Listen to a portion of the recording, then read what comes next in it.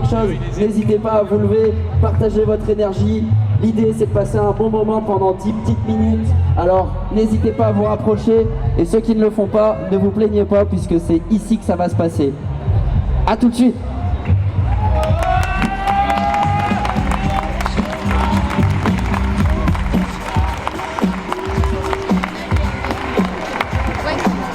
On m'a proposé un petit slogan du jour.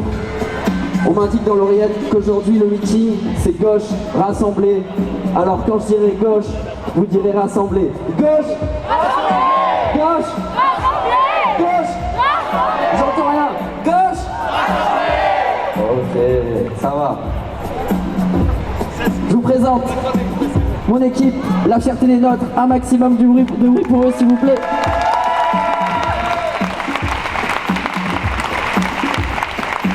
Association culturelle brestoise, l'idée c'est de promouvoir et de diffuser la culture hip-hop dans tout le territoire. Culture hip-hop qui est née dans les années 1970 dans les quartiers du Bronx avec un besoin d'expression évident, que ce soit par la danse, que ce soit par les graffitis, que ce soit par le rap. L'idée c'était partir du bas et s'émanciper. Alors aujourd'hui, on n'a pas énormément de temps et l'idée c'est pas vous faire une conférence sur toute l'histoire du hip-hop. On va préciser notre dicton notamment sur la danse. Danse dans lesquelles il y en a plusieurs. Hip-hop, house et on va vous présenter aujourd'hui break dance. Ensemble, on va faire un maximum de bruit pour B-Boy Angelo qui va nous présenter les Top Rock, c'est la danse debout, c'est la première chose que tu présentes. Alors un maximum de bruit pour lui s'il vous plaît, on va taper dans les mains tous ensemble. Vous l'entendez le clap? Vous l'entendez le clap? Moi je l'entends, alors on tape. Chop, chop.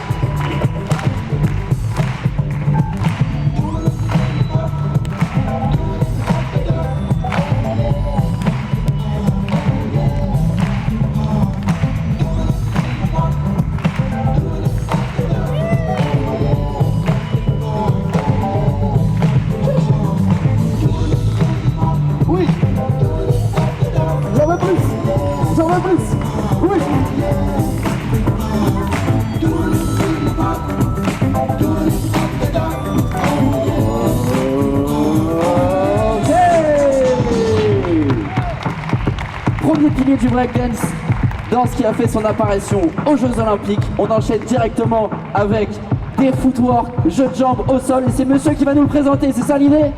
Ah non, je ne crois pas. Alors je vous invite à faire un maximum de bruit pour Big Girl Angélique s'il vous plaît.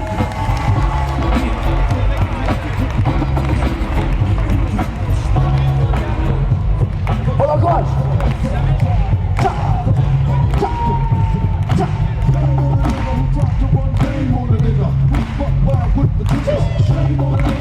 Let's go. Oui. Oui.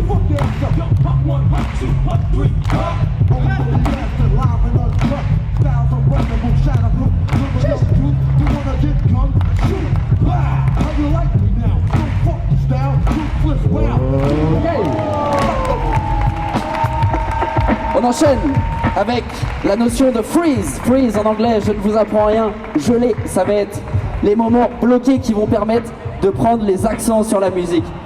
Tout ce qu'on voit là, ça va nous permettre de faire du freestyle. En fait, on est en train de vous expliquer tous nos panels de mouvements qu'on va pouvoir intégrer dans notre danse pour s'assumer réellement. L'important au niveau du breakdance, c'est la réalisation de soi et c'est pour ça que cette danse, elle est ultra inclusive. On peut faire un maximum de bruit pour B-Boy Mathis, s'il vous plaît.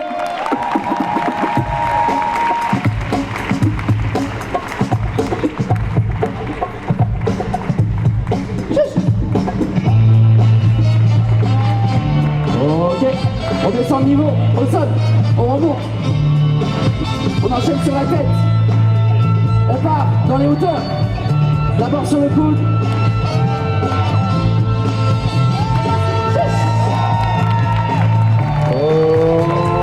okay.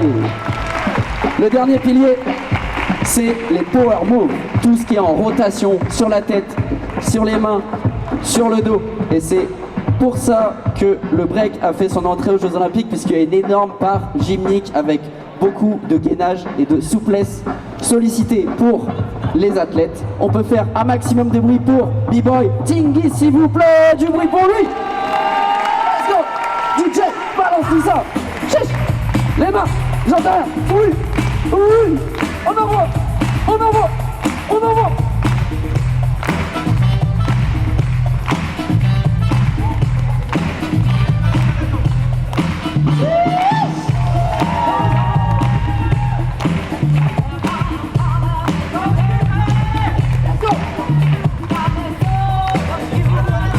Niveau national, international, on a des talents à Brest. C'est important de les faire vivre. Ok. On a nos 4 piliers. Top rock, tu descends au sol. Footwork, t'enchaînes avec des pauses. Freeze, tu tournes. Power move.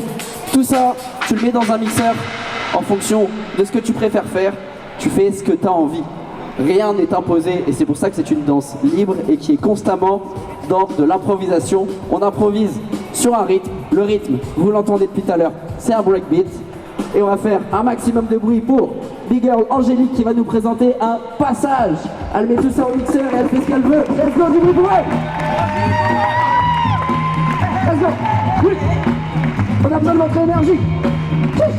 Let's go. Ah bon. Oui.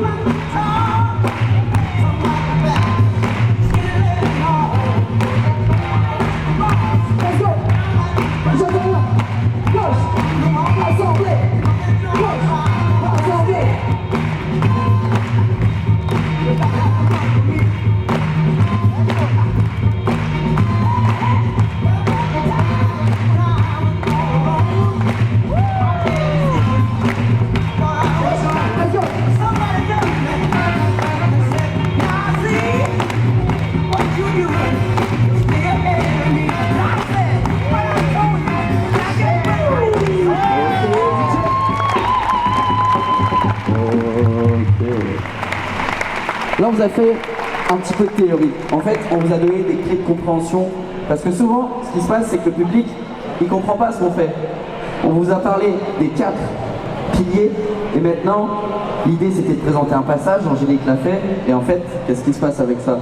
On va défier l'autre. Puisque l'idée, c'est que on va faire directement un battle. Et c'est dans l'entraînement, dans l'investissement artistique et sportif qu'on va pouvoir dire à l'autre, en ce moment, je suis meilleur que toi. Dans le travail.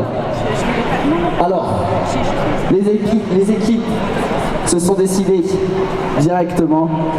Ce qui va se passer, c'est que vous allez être juge. On va faire à l'applaudimètre. Vous aurez à ma droite et vous aurez à ma gauche. Retenez bien ce qui va se passer, c'est important. Je vous laisse pas non plus sans rien. Quelques petits critères pour vous. Musicalité, exécution, prise de risque. Et le dernier, originalité. Tu crées toi-même tes mouvements et tu les poses sur le parquet et ça devient ta signature. Je vous rappelle, on n'est pas des sportifs, on est des artistes. C'est important. Ou des athlètes, comme vous voulez. Bref, on va lancer ce battle. Alors on aura besoin d'un maximum de bruit, s'il vous plaît. Du bruit, let's go! Quand je dis gauche, tu dis rassembler. Gauche! Gauche! Gauche! Let's go, Baba!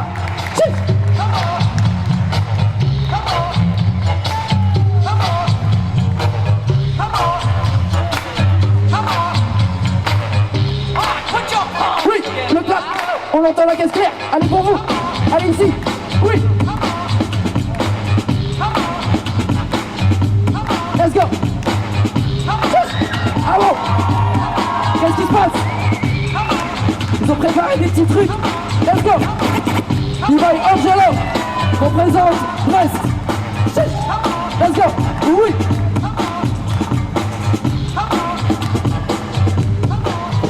Les power moves. On y revient. Let's go. Oui.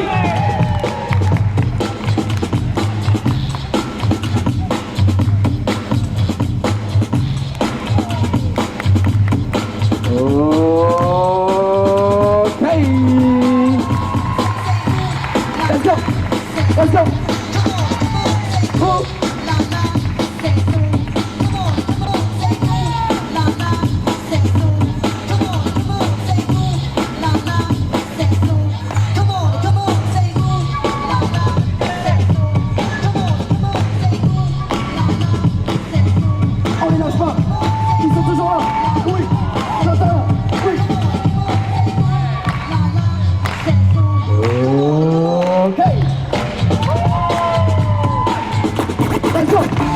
Leroy Matisse, c'est notre alternant.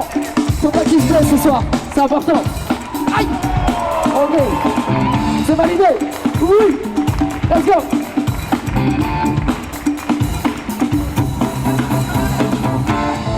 On écoute la musique, c'est de l'improvisation. Toujours connecté.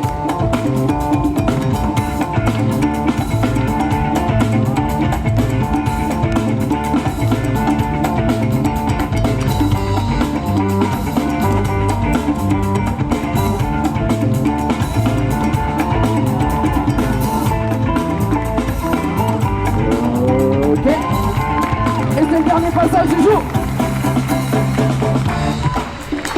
On vous a dit la musique. Let's go.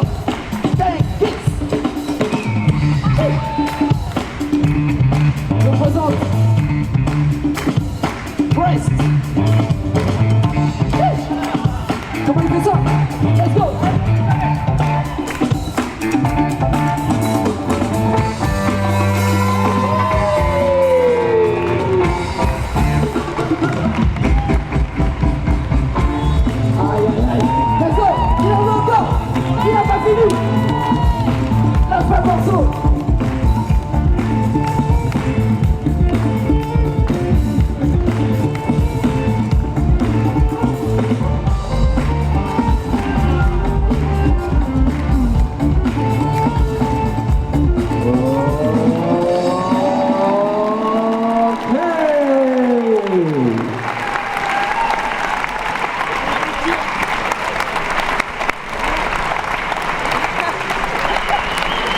Bravo.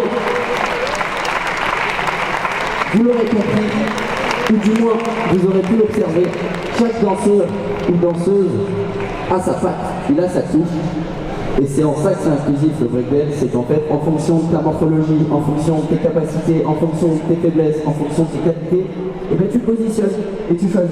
Tu choisis ce que tu as envie de faire. Alors aujourd'hui vous avez vu 4 singularités, mais aujourd'hui un seul binôme restera. Pour l'équipe à ma gauche, s'il vous plaît, un maximum de bruit.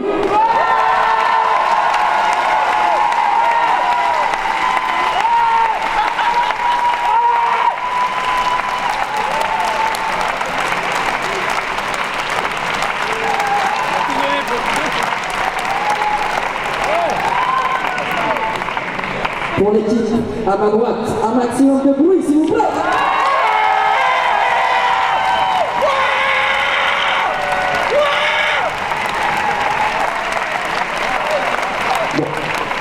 Vous l'avez compris, il n'y a pas de gagnant, on voulait juste vous faire un maximum de bruit, que vos cœurs donnent directement ce binôme. Sachez une chose, c'est que nous, c'était l'association La Fierté des Notes. On vous remercie, on est à Brest, n'hésitez pas à nous solliciter. On donne des cours dans des écoles, des stages. On a envie de voyager à l'étranger, notamment avec nos villes jumelées, si les élus sont là. J'espère que ça résonne dans vos oreilles. On a envie de faire une politique structurée et structurante pour la ville de Brest autour du hip-hop, comme il a été à une époque, notamment pendant le festival des Remparts. Alors j'espère que ce mot viendra toucher une petite oreille. Et en attendant, je laisse la parole à je ne sais qui pour enchaîner la suite de je ne sais quoi. Ah, c'est vous. Sachez une chose, on enchaînera avec Yann Tiersen directement, on proposera aussi des performances dansées dans l'improvisation et vous aurez l'occasion de nous voir passer du breakdance à Yann Tiersen. Bravo. Et je crois qu'on peut encore vous applaudir.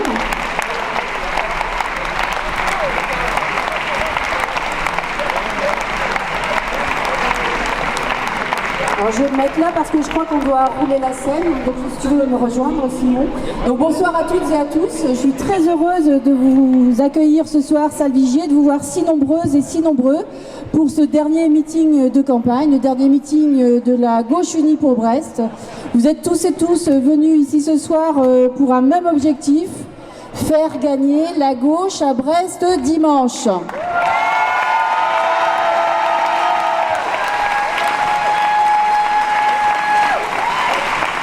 Et effectivement, bonsoir à toutes et tous. Moi je suis Simon et je suis réellement ravi de voir une gauche, comme on l'a dit, et je pense que ça peut être le mot d'ordre ce soir, une gauche qui est rassemblée enfin pour battre la droite et faire en sorte que cette ville, encore une fois, reste dans le camp social et au service de toutes et tous. C'est assez génial, je pense, qu'on est en train de vivre ce soir. Un instant de responsabilité et de joie politique. On va ce soir recevoir pas mal d'intervenants. Ouais, mais j'ai juste un petit truc à dire, si tu permets. On s'est pas bien calé, vous aurez imaginé que cette soirée s'est montée un peu vite. Il y a 48 heures, Simon et moi, on ne se connaissait pas, mais on va faire en sorte que vous passiez une très très bonne soirée ce soir. Alors on a choisi ce soir, Simon, de passer ce moment ensemble dans la salle Vigier. Je sais pas si tu connaissais la salle Vigier auparavant. Non. Mais la salle Vigier, c'est un équipement populaire, un équipement comme on aime voir à Brest, un équipement qui fait la vie des quartiers, un équipement qui fait le lien avec les Brestoises et les Brestois. On a choisi volontairement de venir salle Vigier, c'est pas un hasard, c'est parce qu'on a voulu faire un événement modeste, sans chichi, sans bling bling. On n'a pas voulu avoir des décors en carton, des paillettes, des cars à fréter pour remplir la salle. On a voulu avoir un événement authentique. Un événement qui nous ressemble, un événement qui ressemble aux politiques que nous voulons porter pour Brest. Alors on voit dans la salle des visages connus du milieu culturel, des visages connus du milieu de l'éducation populaire, des visages connus du milieu de la jeunesse, du sport. Vous êtes, je ne vais pas compter parce que dans les journaux il n'y a jamais le bon chiffre, donc on va préférer pas en dire. Mais vous êtes très très nombreux en tout cas à venir nous soutenir et on est très contents. Donc Christophe est présent avec nous ce soir, un soutien de toutes les heures de notre politique de gauche. Tout à fait, du camp social et on l'en remercie. Voilà, donc derrière moi, il n'y a pas d'écran géant avec des vidéos de Bernadette Malgorn pour dire tout le soutien qu'on pense de nous, mais l'équipe des colistiers que je vous demande d'applaudir. Des colistiers de toutes les formations politiques qui ont su, malgré leurs désaccords, se réunir ce soir pour porter ensemble ce même message, faire gagner la gauche dimanche.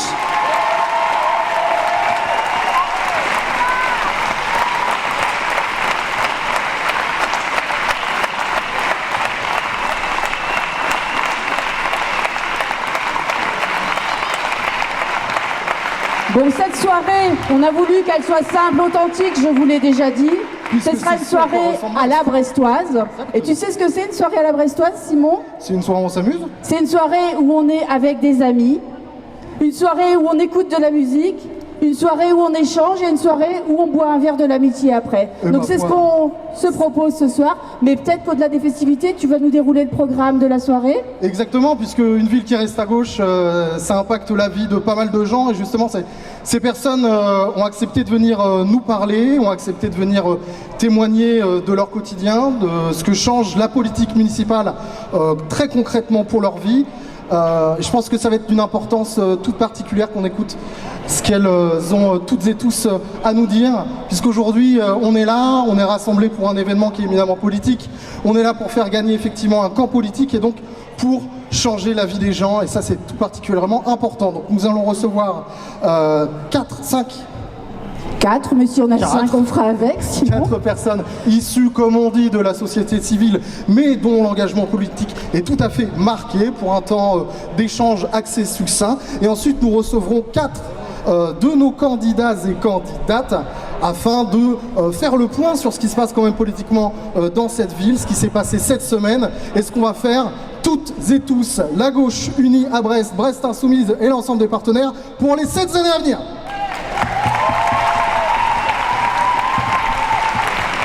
On va sans attendre accueillir... T'as pas prévu de faire du hip-hop? Non, j'aurais pu, mais bon, ils font mieux que moi. Bon. Alors je vais vous demander d'applaudir très très fort Lionel Jaffrès. Lionel, que je vais inviter à venir nous rejoindre. Il arrive avec un mouvement de hip-hop, ou pas. Je t'en prie, viens rejoins-nous. Il n'y a pas d'escalier. On n'a pas réussi à monter tout ça. Puis Rodolphe nous l'a piqué, donc on en avait également Laetitia Morvan, si on peut la signer, puisque c'est une personne mal entendante.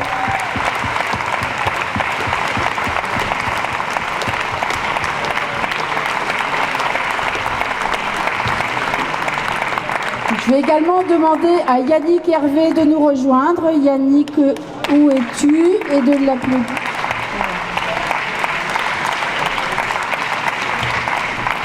Je vous présenterai après. Oui, on oui. est à la bonne franquette, on est entre copains. Exactement. Et à Christine Panager, également de l'Université européenne, pour la paix.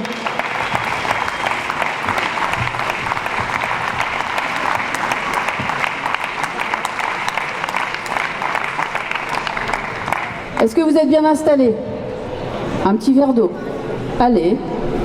On peut mettre le micro de l'autre côté, sinon. Pour Lionel. Bon, déjà, merci à tous les quatre d'avoir accepté de nous rejoindre ce soir pour nous porter la parole des milieux associatifs et professionnels que vous représentez. C'est pas toujours simple de prendre la parole publiquement pour expliquer pourquoi on est là et ce que l'on défend. Donc je voudrais vous en remercier parce que c'est très courageux. Donc je crois qu'on peut aussi les applaudir.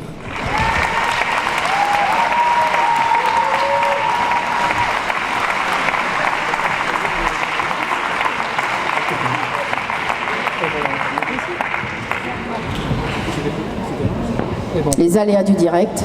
Eh bien, nous allons également inviter Kenza à monter sur scène. Eh bien voilà, j'avais dit qu'on serait peut-être 5. Kenza.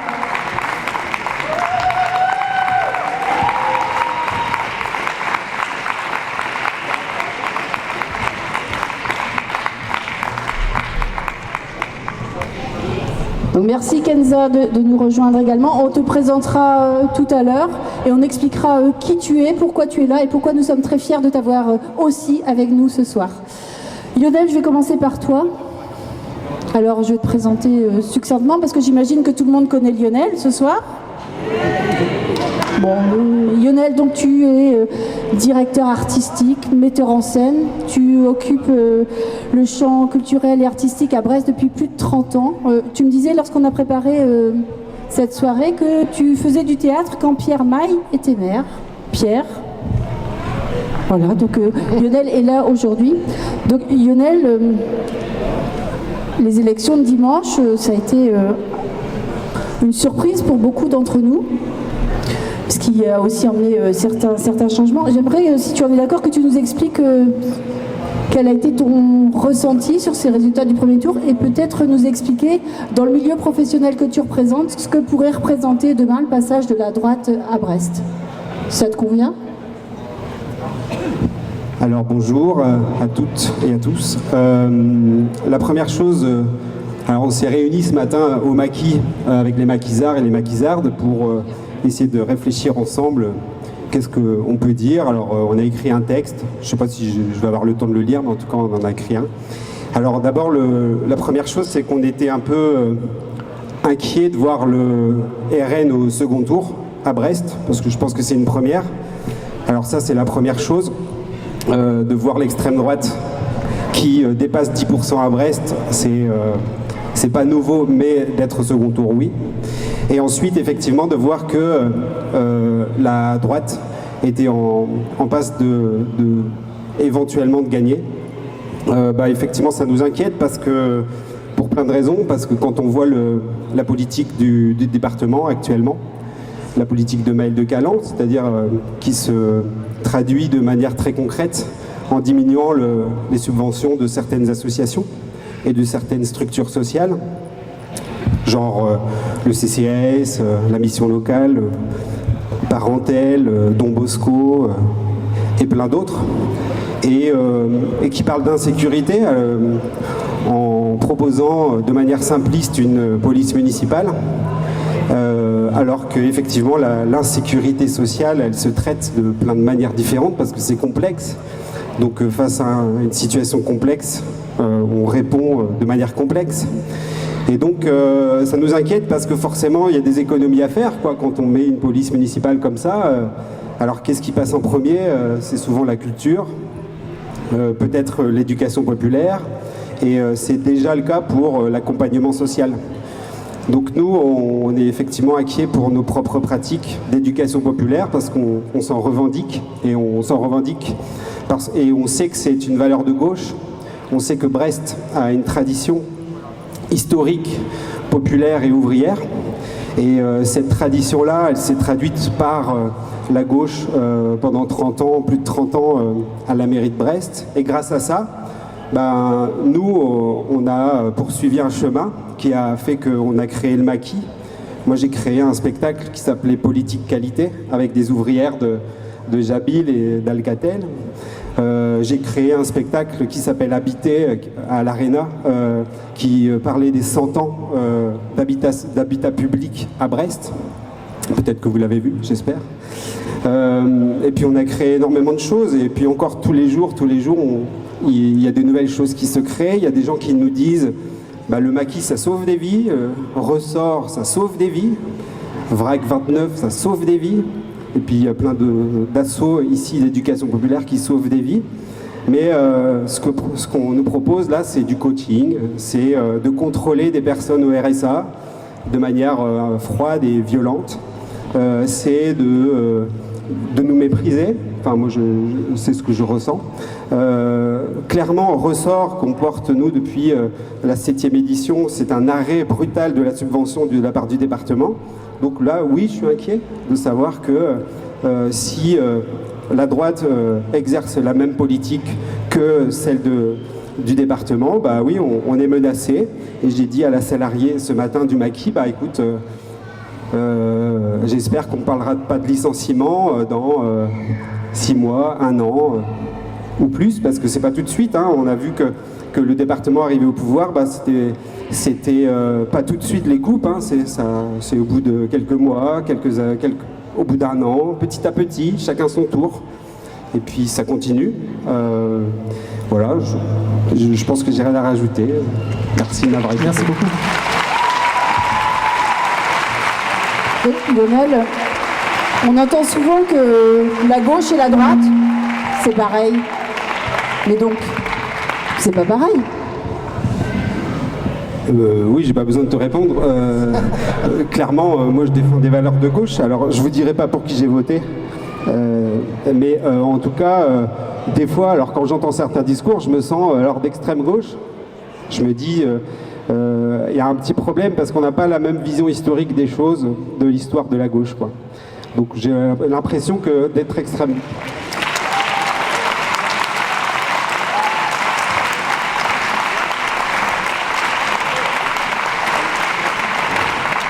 J'ai toujours entendu que d'être extrême gauche, c'était d'être anticapitaliste, donc d'être en rupture avec le capitalisme, et d'être de gauche, c'est de réformer le capitalisme. Enfin, il me semble. Je ne sais pas si vous êtes d'accord avec cette définition, quoi.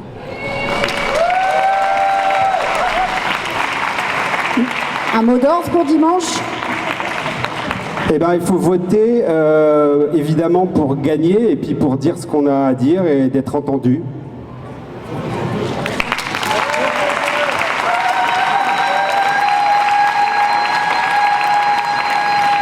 Merci. Je te propose de rester peut-être un petit peu avec nous parce qu'on va avoir certainement d'autres questions. Simon, je te laisse. Tout à fait, on va passer avec toi, Laetitia. Laetitia, donc tu es engagée dans ta vie tous les jours pour l'accueil de toutes et tous, notamment pour l'inclusivité, pour que cette ville soit accessible à toutes les personnes, quelle que soit leur situation. Quel est ton engagement et en quoi la gauche qui reste au pouvoir dans la ville est une nécessité pour tous les citoyens?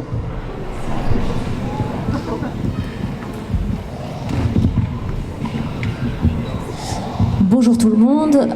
Alors moi je suis une personne sourde, donc je suis en situation de handicap et je fais aussi partie d'une minorité linguistique. Et je vacille entre ces deux identités, considérées comme personne handicapée et minorité linguistique. Et donc j'habite la ville de Brest depuis plusieurs années maintenant. Et je lutte pour l'accessibilité, pour qu'il y ait des interprètes, pour la sensibilisation à la langue des signes, pour l'accessibilité au grand public, et qu'il y ait vraiment des interprètes qui puissent être présentes pour traduire tout le temps. Et par rapport au site internet aussi, d'évoquer le site internet Sillage en fait, qui est encore très flou et que les personnes ne connaissent pas encore, et donc lui donner plus de visibilité. Et pour parler par exemple des enfants sourds, en fait, qui sont finalement de futurs citoyens, et bien parler d'adaptation pour eux, pour qu'ils puissent acquérir des connaissances et pouvoir réfléchir à leur vie à venir, et parler aussi des personnes âgées qui sont en général très isolées et qui sont et la gauche est plus adaptée à la société en fait pour ces personnes-là. Merci beaucoup.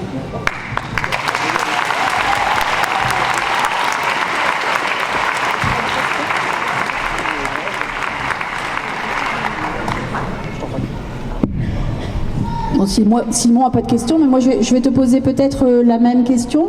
Ça changera quoi la droite demain pour toi si elle passe à Brest? Alors c'est vrai, effectivement, c'est un gros risque parce que si la droite passe, en fait, en général, les personnes handicapées, les personnes sourdes, elles sont bien en dessous des objectifs, donc on va reculer, revenir en arrière, et c'est quand même une inquiétude aussi. Et nous, on réfléchit aussi comment on peut développer et avancer avec la gauche.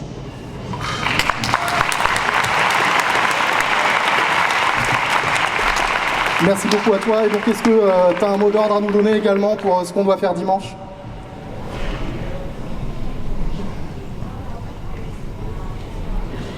Allez voter, déjà, et à gauche. Voilà, et faire appel, vraiment appeler les amis pour qu'ils aillent voter aussi. Merci beaucoup Laetitia pour ton témoignage qui, je le trouve tout particulièrement précieux. On enchaîne avec Sandrine. Voter à gauche. Voter à gauche. Je vais faire un running gag, mais je vais arriver vers toi, Yannick. Yannick Hervé, je ne sais pas si tout le monde te connaît, beaucoup de personnes, j'imagine, connaissent Yannick.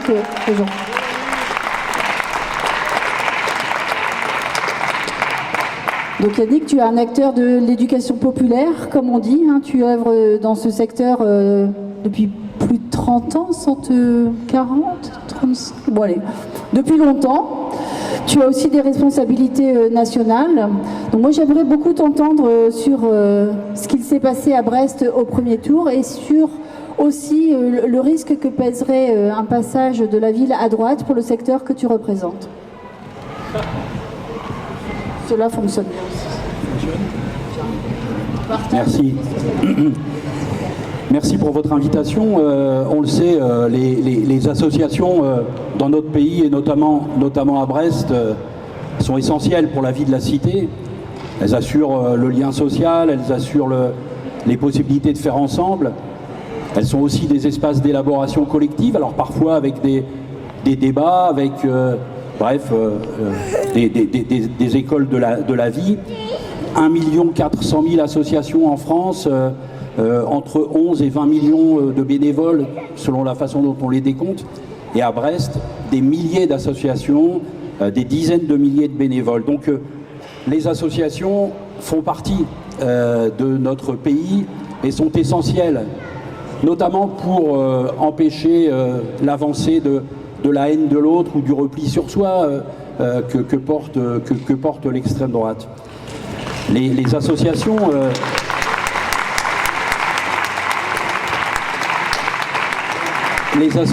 doivent être soutenues pour ce qu'elles sont et ce qu'elles font. Et pour cela, elles ont besoin d'une collectivité, une ville qui les soutient. Elles ont besoin d'une ville qui leur fait confiance. Et une ville qui leur met à disposition des espaces, des salles, du matériel, une ville qui les finance, et une ville vigilante au respect de la liberté associative, aujourd'hui quand même fortement mise à mal par les politiques publiques nationales. Alors, avant que tu me poses la question, quel est le risque si dimanche, il y a une bascule à droite?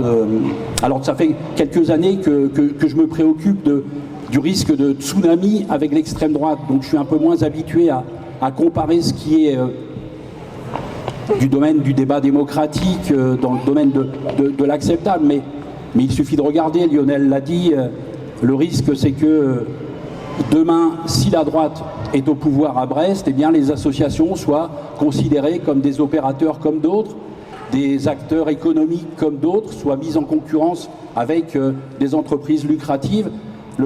le fait que j'ai cette responsabilité nationale me permet de regarder dans d'autres villes, et dans d'autres villes, c'est comme ça. C'est pas a priori, la ville soutient les initiatives associatives avec des conventionnements, des moyens, en prenant appui sur ces initiatives associatives. Elles mettent parfois les associations en concurrence.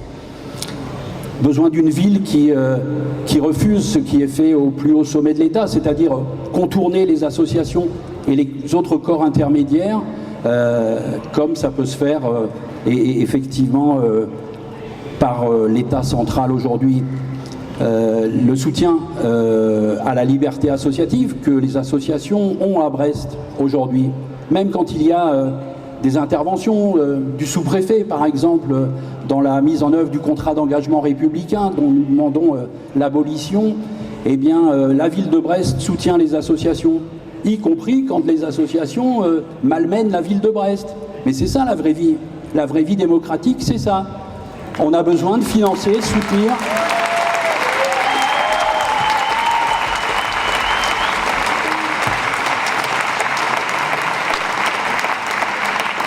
On a besoin de financer, de soutenir des associations qui parfois sont critiques, qui sont parfois des contre-pouvoirs. On a besoin d'une ville pour ce faire. Demain, s'il y a bascule, il risque de se passer la même chose que ce qui s'est passé au conseil départemental. Contournement, suppression des financements, mise en difficulté et parfois même mise en question des libertés. Donc, comme il faut conclure, de quoi on a besoin les associations à Brest? Alors je le dis d'autant plus facilement que je n'ai plus aucune fonction exécutive dans une association brestoise, mais elles ont besoin de la poursuite et de l'amplification de ce qui s'est fait toutes ces dernières décennies. Des politiques de soutien et de confiance, un dialogue civil, comme il existe des demandes de dialogue social à l'intérieur des entreprises, un dialogue civil entre la collectivité et les associations, coélaboration des politiques, chacun a sa légitimité. Vous aurez demain, j'espère, la légitimité du suffrage universel. Nous avons la légitimité du faire ensemble dans les quartiers, entre associations.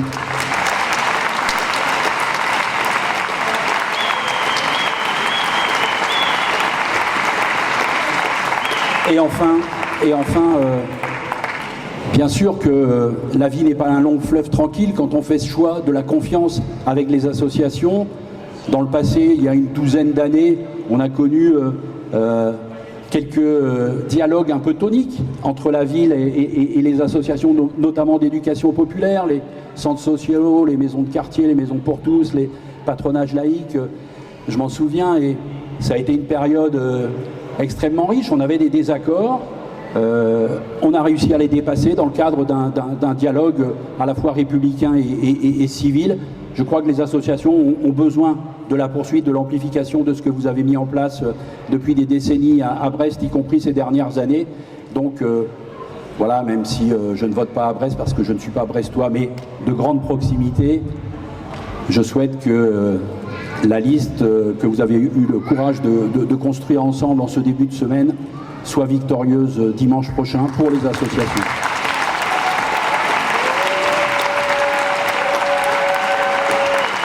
Merci Yannick. Du courage, effectivement, il en a fallu, parce que nous réunir ce soir dans sa configuration n'a pas été simple, et l'objet de nombreuses critiques, mais je crois qu'il est important de rappeler qu'il faut du courage pour faire ce que l'on fait aujourd'hui, et que pour faire gagner Brest et pour que Brest reste à gauche, il était important en tout cas que la liste portée par Brest Insoumise puisse nous rejoindre pour qu'on puisse ensemble porter la voix de la gauche à Brest. Et ça me permet une transition, Kenza, vers toi. Je me permets de te tutoyer parce que à gauche, tout le monde se tutoie, Kenza. Donc sans trahir de grands secrets, tu étais au premier tour sur une liste de gauche qui n'a pas été victorieuse au premier tour, et c'est ainsi. Pour autant, même si la liste où tu étais colistière n'a pas gagné, tu as choisi ce soir d'être parmi nous pour nous exprimer ton soutien. Et je voudrais très sincèrement te remercier. Parce que ça aussi, c'est courageux.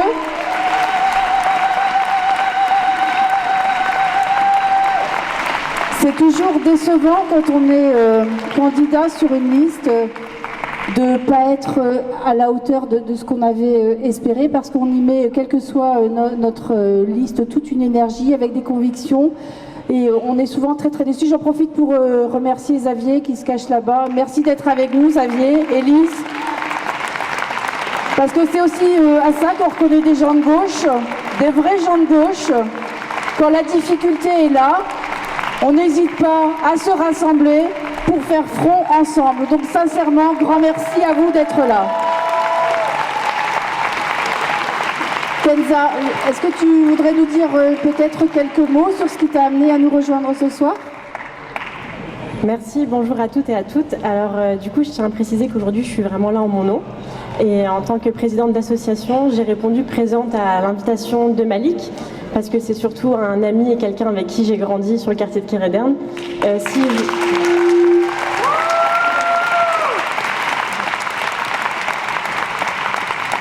Mais voilà, je tenais juste à reclarifier ce point-là. C'est vraiment en mon nom, en tant que présidente d'association, et que je tiens à être là aujourd'hui. Le reste, ça ne regarde que moi. Et donc, moi, je suis dans le milieu associatif depuis adolescente. Je suis très investie sur mon territoire. Et comme, excusez-moi, comme Yannick le disait, c'est vrai que les associations, ils sont très soutenus par les mouvements populaires, par plutôt les programmes de gauche. Moi, si aujourd'hui j'apporte mon soutien à Malik et la France Insoumise notamment, c'est surtout par rapport aux programmes qui ressemblaient beaucoup à des programmes sur lesquels j'avais envie d'y aller et de défendre. Donc aujourd'hui, c'est vraiment pour ça que j'apporte mon soutien à cette initiative, etc., pour que les associations puissent continuer à briller. Moi, je travaille énormément avec des jeunes sur le quartier de Kéréderne, de Kérourien, de Bellevue. Et moi, ce qui m'interpelle énormément, c'est une police municipale armée. C'est des choses qui me font peur par rapport à la jeunesse que je côtoie, etc. Donc je pense qu'il ne faut pas aller vers ces dérives-là et continuer de soutenir des programmes d'éducation populaire.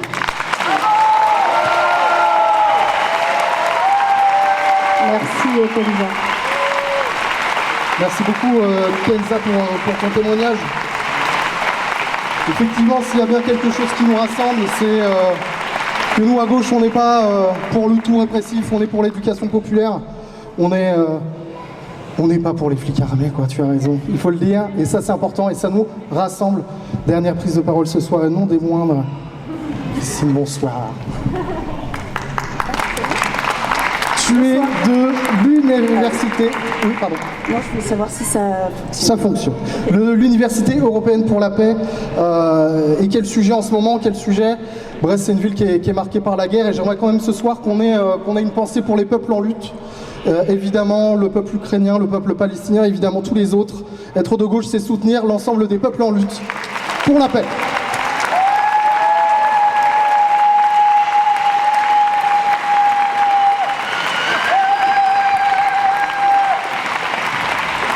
Bonsoir. Je vous remercie pour cette invitation. Au nom de toute l'équipe de l'Université européenne de la paix, je vais présenter un petit peu l'UEP, comme on dit ici. Donc l'UEP, ici, comme vous constatez, je ne suis pas très bonne à l'oral. Bon, non, ça va aller. Donc, oui. Donc l'UEP, c'est une association qui a démarré au moment des restructurations défense à Brest aux alentours des années 90. Donc c'était essentiellement le plan Fillon. Et à la même époque, on avait en Angleterre Madame Thatcher, avec les mêmes volontés de casser la navale anglaise. Donc il y a eu des rapprochements et c'est ce qui fait qu'on est devenu l'UEP, Université européenne de la paix, parce que l'idée c'était de trouver de la diversification sur Brest. Voilà, donc c'était un premier point et on est très attaché à la paix sous toutes ses formes. Donc on a plusieurs façons de procéder, on a des meetings notamment, où on invite des intervenants qui peuvent Bon, la prochaine réunion qu'on a, c'est Carrefour de la Paix, le 2 avril. On invite Ben Kramer qui va nous parler du Groenland, des enjeux du Groenland, par exemple. Hein. On a un journal qui est édité tous les 2 mois, on a un site et on est là pour, quand c'est nécessaire pour soutenir ceux qui s'y sont collés à toute cette campagne. Et merci beaucoup. Bravo à eux.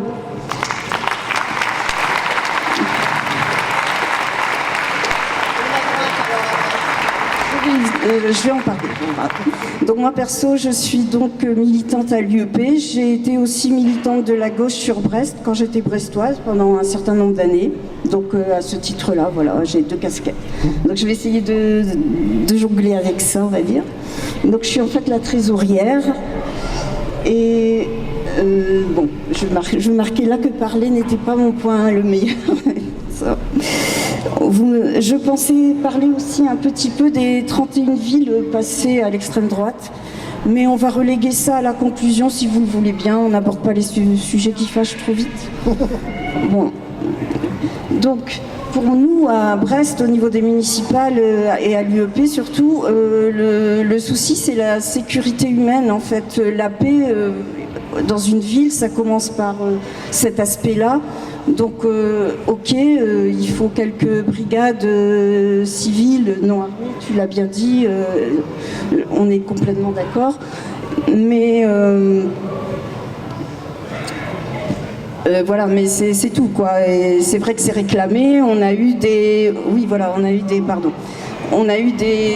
commissariats de proximité qui ont été mis en place par Monsieur Jospin, qui ont été ensuite tranquillement supprimés par Monsieur Sarkozy. Donc on est à un point là où les quartiers sont un peu démunis parfois face à ce qui s'y passe, mais il y a d'autres façons de sécuriser les quartiers. Je pense déjà la première chose dans la sécurité humaine telle que nous on la conçoit pour avoir la paix, c'est d'avoir un revenu déjà correct.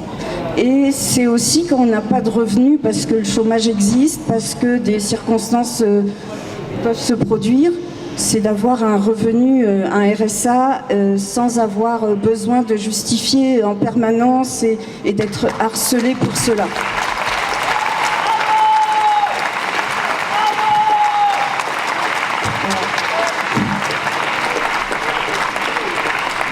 La sécurité humaine dans les quartiers et dans une ville telle que la municipalité peut surveiller que ça soit le cas, c'est aussi d'avoir des revenus pour manger, c'est aussi, je suis perdue, voilà, je tourne la page, c'est mieux.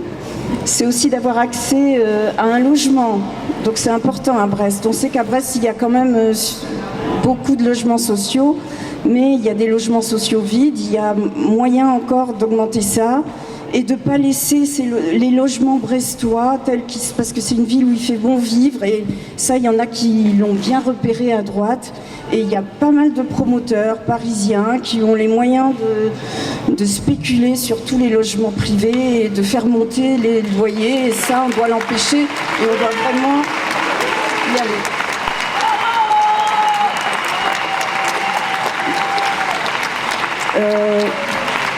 Je dois terminer par l'éducation et la culture qui à Brest ont quand même un bon rayonnement et un bon soutien, et tout le monde ici en a parlé, on est d'accord, que ce soit les troupes, que ce soit les associations, donc on maintient, on renforce, on est là, on peut travailler en commun, et ça c'est important aussi de créer des réseaux humains, voilà. Merci beaucoup, Isitra. Je t'en prie. J'avais une petite conclusion. Bien sûr. Jaga. Je voulais parler du RN, mais on peut. Mais non, parce qu'en Belgique, ils ont décidé que le RN ne devait jamais apparaître dans les médias, et ça marche. Donc on en parle. Bonne réponse. Eh bien, moi, je suis complètement d'accord. On n'en parle pas, parce que demain, dimanche, c'est la gauche qui gagne. Merci beaucoup. Vous avez chacun et chacune soulevé des points de notre programme dont François reviendra dessus tout à l'heure, mais effectivement ces enjeux sont essentiels pour faire de Brest une ville où il fait bon vivre, pour continuer à produire du logement à tarification sociale, à tarification très sociale, pour continuer à soutenir les équipements populaires, les équipements d'éducation culturelle et artistique.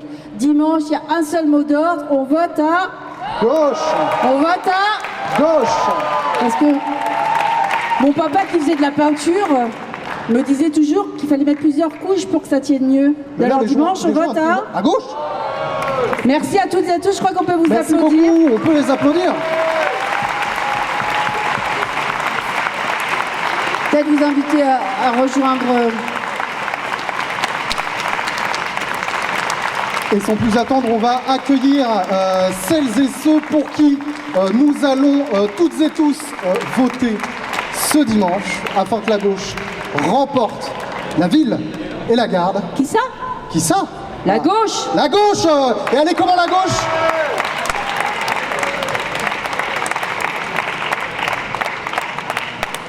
Alors je vais demander à Gaël Morvan de nous rejoindre. Gaël, bienvenue, je crois qu'on peut l'applaudir aussi.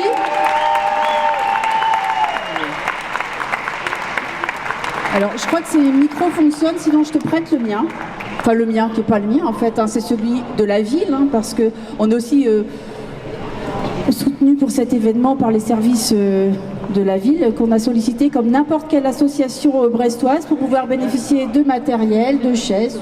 Donc merci à eux. Gaël, si ton micro fonctionne ou pas. On va faire un essai. Sinon je te prête celui-là, mais on m'a dit... Je m'installe. On m'a dit Gaël, donc je vais te présenter parce que peut-être tout le monde ne te connaît pas. Gaël, tu es adjoint au maire de la ville de Brest, en charge du quartier de Saint-Marc. Tu es... écologiste. C'est pas ça que j'allais dire, mais oui, tu es écologiste, évidemment. Tu es élu sur un premier mandat et tu as choisi de recommencer à t'engager pour les Brestoises et les Brestoises pour le prochain mandat. J'espère que mon micro va fonctionner. Voilà, c'est bon, j'ai assez meublé, ton micro, tout ça c'est bon. Donc on m'a dit, Gaël... Je sais pas, est-ce que vous m'entendez bien? Ça va? Bon, sinon je lui prête le mien. Est-ce que vous m'entendez mieux? Donc Gaël, on m'a dit ce soir que tu avais une petite histoire à nous raconter. Donc je te laisse la parole. Merci Sandrine. Donc bonsoir à toutes et tous. Donc je m'appelle Gaël Morvan et effectivement je suis écologiste. Et ce soir...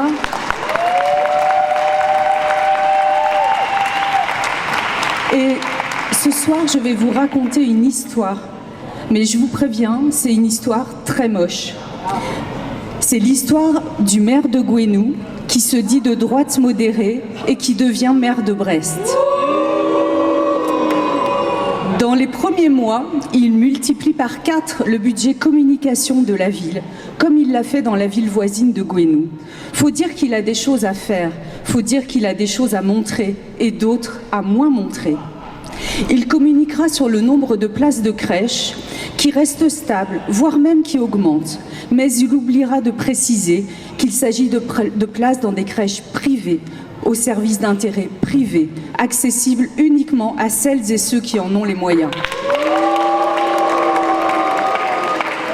Son adjoint à l'éducation nous explique en conseil municipal que la rénovation écologique de telles crèches n'est finalement pas possible, parce que, décidément, on ne comprend rien à rien. Mais il ne parle pas de l'abandon du projet de crèche à Lambézélec, qui aurait permis d'accompagner des familles en réinsertion professionnelle. Le maire ne parle pas non plus de la fin de ce dispositif qui permettait à des assistantes maternelles de partir à Pistoia, en Italie, pour se former à la ville à hauteur d'enfant, ni de l'arrêt des formations sur l'éducation transculturelle et non genrée. De toute façon, il l'a écrit noir sur blanc dans son programme. Chaque politique sera évaluée au regard de son efficacité. Et les indicateurs qu'il a créés lui-même sont sans appel. Dépenses à faible impact.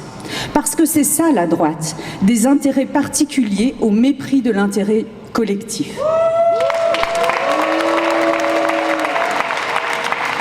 Le dispositif de réussite éducative, qui permet un accompagnement individualisé des jeunes en quartier prioritaire de la ville, sera lui aussi supprimé en silence. Pas tout de suite, à mi-mandat, quand ce sera devenu une coquille vide. Mais oui, c'est vrai, il aura inauguré entre-temps une fresque à l'école de Quizac, preuve qu'il s'intéresse à la jeunesse des quartiers.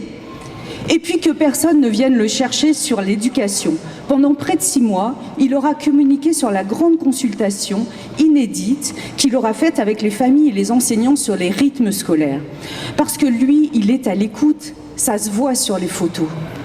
Consultation qui n'aura jamais pris en compte le bien-être des enfants, alors même que tous les spécialistes s'accordent sur les bénéfices des 4 jours et demi, d'autant plus dans une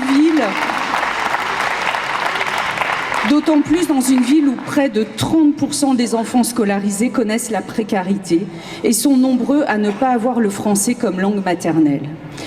Et bien sûr, quelle surprise, cette consultation sera sans appel pour le retour à la semaine des 4 jours. Grâce à ces choix, lentement mais sûrement, le budget de l'éducation sera descendu à 20% du budget global, alors qu'il est actuellement à 33% aujourd'hui. Parce que c'est ça la droite, une politique sécuritaire à financer. Il nous l'avait promis, il le fait, le budget global des associations est sanctuarisé.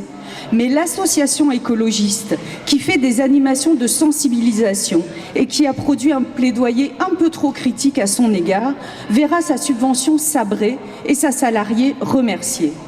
L'association des anciens de Gouenou, par contre, récupérera une belle enveloppe lors du prochain vote du budget. Parce que c'est ça la droite, une histoire d'amitié. Le poste d'accompagnement des demandeurs d'asile que nous voulions dédoubler sera rapidement supprimé, tout comme le dispositif qui s'appelle la billetterie sociale qui permet l'accès à la culture et aux loisirs pour les plus précaires.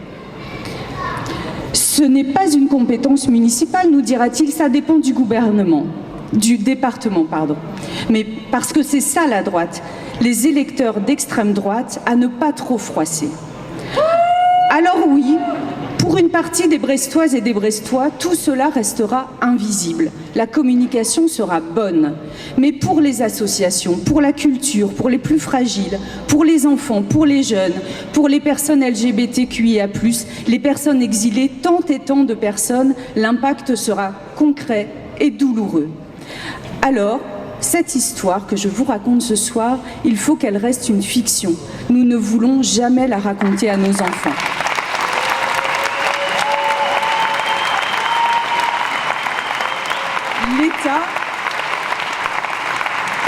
L'État et le département sont déjà à droite et nous sommes le dernier bouclier.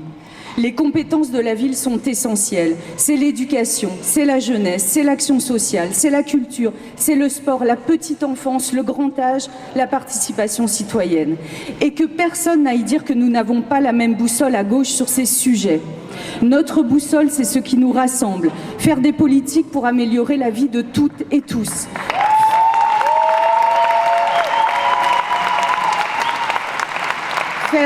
Faire des politiques qui sont guidées par les valeurs communes de la gauche, la solidarité, l'égalité, la lutte contre le racisme, contre toutes les formes de discrimination, l'émancipation par l'éducation, par la culture, par le sport, la protection, l'écologie.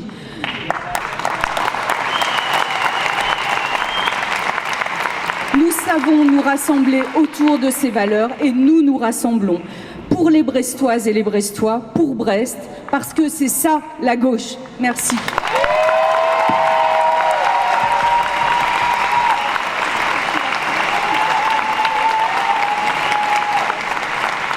Merci beaucoup et ça nous permet d'enchaîner très justement avec notre prochain intervenant que vous connaissez évidemment toutes et tous. C'est une personne qui se bat depuis 2 ans à l'Assemblée nationale contre la droite, contre la Macronie, contre l'extrême droite.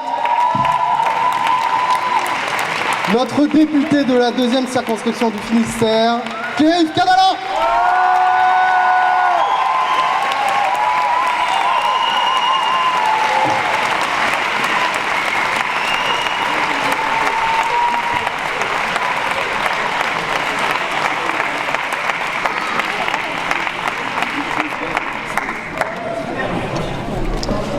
Pierre-Yves également l'a très bien dit, la droite pour Brest c'est un danger.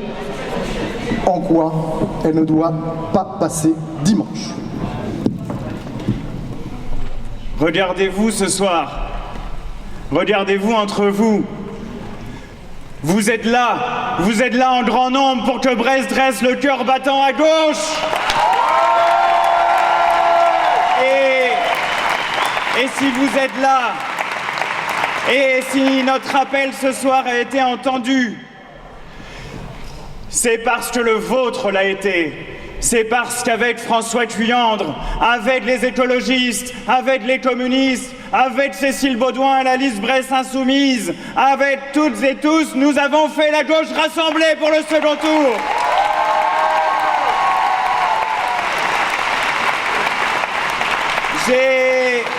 J'ai entendu ici ou là que l'accord que nous faisions n'aurait aucun sens politique. Que celles et ceux qui ont dit ça infiniment à longueur de communiqués de presse, certains messieurs qui se croient importants semble-t-il, qu'ils sachent une chose.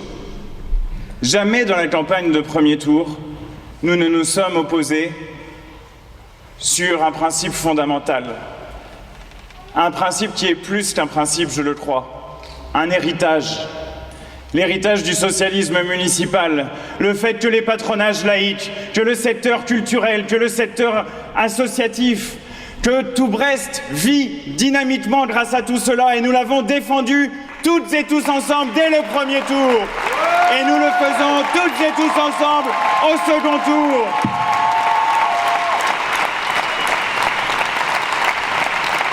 Je suis heureux que nous soyons si nombreuses et si nombreux, et je suis fier de partager cette tribune avec Gaël et ensuite François et Cécile, parce que il y a là un symbole fort de ce qu'est Brest, de Brest comme nous la connaissons. Et je veux aussi vous confier quelque chose. Pour le petit enfant que nous avons toujours en nous-mêmes, dans les souvenirs que nous avons, je suis très content que Pierre Maille soit dans cette salle parce que c'est le maire de mon enfance. Voilà Brest joyeuse, Brest rieuse et Brest courageuse. Et quand je dis Brest rieuse, je vous dis quelque chose, méfiez-vous de la droite souriante, méfiez-vous de ces gens de droite qui disent « Ah, on est sympathique, etc. » Maël de Calan, lorsqu'il a été élu au département, c'est la première impression qu'il laissait à quelques-uns. Et en réalité, aujourd'hui, les travailleurs sociaux souffrent, les bénéficiaires du RSA sont violentés socialement par la politique du département. Et nous avons les uns et les autres posé la question au premier tour, nous avons demandé quel est votre rapport à Maël de Calan, monsieur Roudotte? Eh bien, sa meilleure réponse a été de l'inviter en guest star de son meeting hier. Il a répondu qu'il allait faire la même politique ici à Brest. Il faut donc le défaire de les urnes. Vous savez, Stéphane Roudotte n'est pas avare non plus de fake news, on l'a vu cette semaine. Et notamment lorsque j'allais être élu député, il a commis une lettre en disant que si j'étais élu dans l'entre-deux tours, ils ont toujours l'habitude de faire des campagnes aussi honnêtes dans l'entre-deux tours, eh bien, il avait commis une lettre en disant que si je devenais député de Brest, eh bien, il n'y aurait plus d'emploi à l'Arsenal. Et bon, c'est évident que la réalité a démontré qu'il avait tort, et tout mon amitié au secteur ouvrier de l'Arsenal qui est si porteur pour Brest. Et voyez,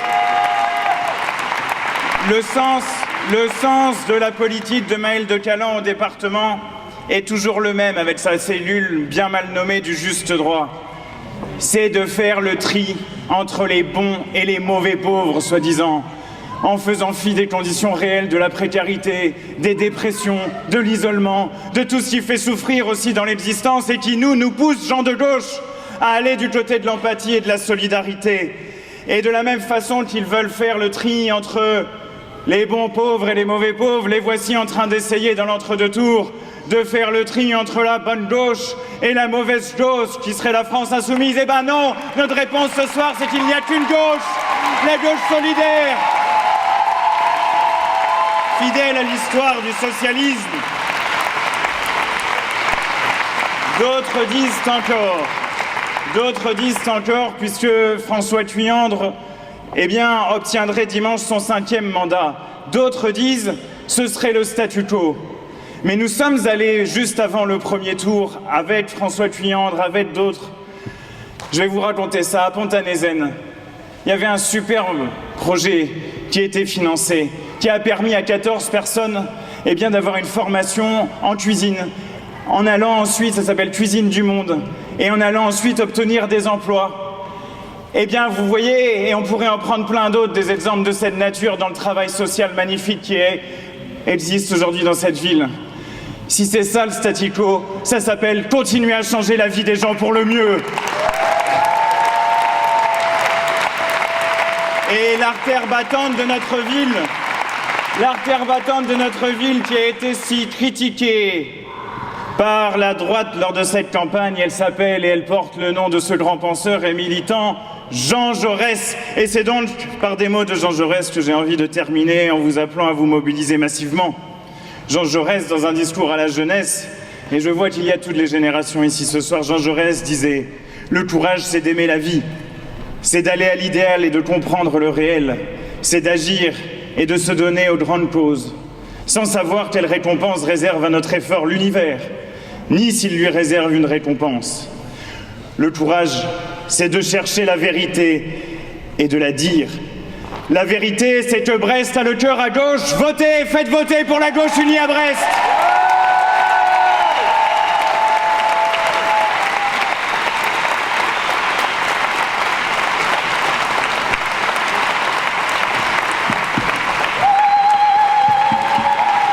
Merci beaucoup Pierre-Yves. Quand Pierre-Yves parle, ça fait toujours quelque chose. On peut applaudir notre député.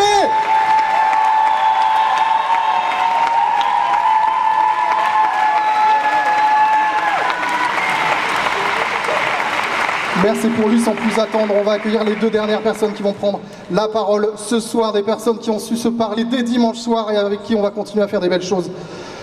Mais évidemment. Évidemment. Parce que dimanche, on vote. Et on vote à gauche. Alors je vais vous demander de faire une ovation, une double ovation à François Cuyandre et Cécile Baudouin.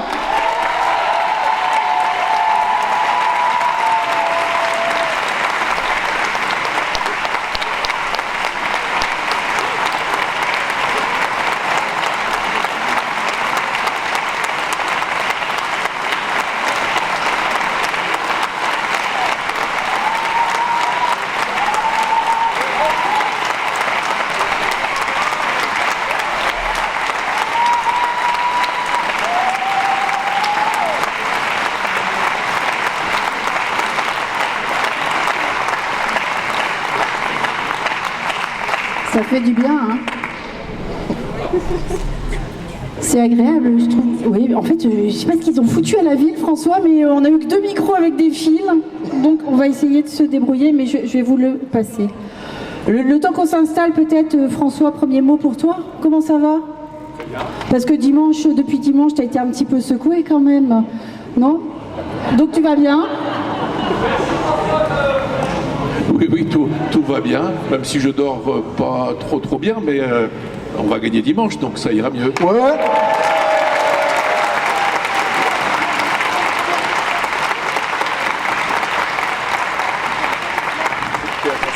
Cécile, même question, comment est-ce que tu es en train de vivre ce moment un peu particulier mais très enthousiasmant?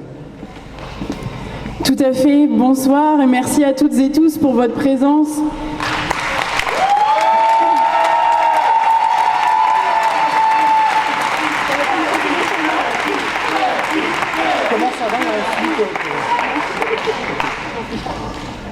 Pourquoi on est ici tous ensemble, la gauche unie pour Brest et Brest insoumise? Qu'est-ce qui s'est passé en début de semaine? Pourquoi on a choisi de travailler ensemble ce soir et jusqu'à dimanche?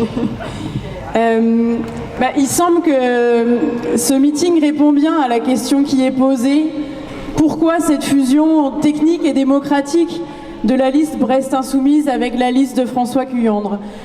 Parce que, et vous en êtes la preuve, réunie, la gauche brestoise, elle est forte et elle est nombreuse.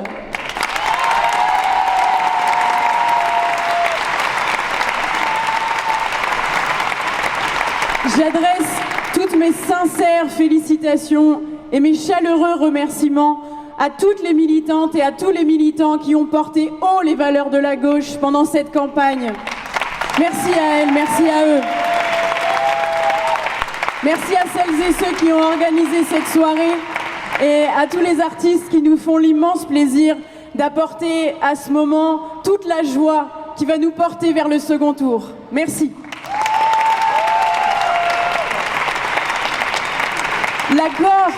L'accord de fusion que nous avons conclu répond à deux impératifs. Celui d'assurer la représentation démocratique des quelques 7000 personnes qui ont voté pour la liste Brest Insoumise dimanche dernier et celui d'empêcher la droite d'arriver à la mairie de Brest. Ne soyons pas naïfs, et cela a été dit de toutes les manières par les personnes qui ont parlé avant moi. C'est une droite dure et antisociale qui se présente ici à Brest. Comment Stéphane Roudotte entend-il financer une police municipale armée de 150 agents qui lui coûtera environ 10 millions d'euros par an? Il fera ce que fait son ami Maël de Calan dans le département du Finistère. Il coupera les budgets de l'action sociale, de l'associatif et de la culture. Alors que cette somme, elle doit être allouée à des projets de justice sociale et de progrès humain. Et nous pourrons porter ensemble ces politiques humanistes. Il n'y a rien de contre-nature là-dedans, comme on a pu l'entendre dire, parce que, ensemble, nous souhaitons ouvrir des places en crèches municipales et associatives. Ensemble, nous souhaitons soutenir la sécurité sociale de l'alimentation. Ensemble, nous souhaitons créer une carte famille monoparentale pour aider les plus précaires. Voilà ce qu'on veut faire ensemble. Et c'est à cette question-là qu'il faut répondre. Il faut répondre aux 25 000 Brestoises et Brestois qui vivent actuellement sous le seuil de pauvreté. Et il faut leur dire que Stéphane Roudotte ne leur répondra pas.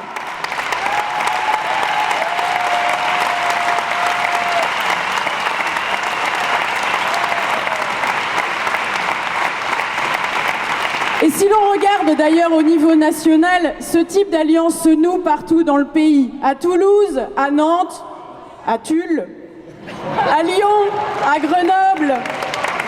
Partout, les candidats et les candidates ont mesuré les risques et ont été responsables. Et partout, le peuple de gauche saura faire bloc contre la droite et contre l'extrême droite.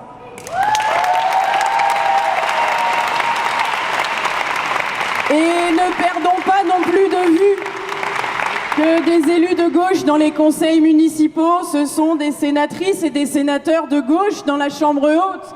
Parce qu'en septembre 2026, le Finistère va faire partie des départements qui vont participer aux élections sénatoriales. Alors, un objectif, reprendre à Gérard Larcher son siège à 40 000 € et la présidence du Sénat.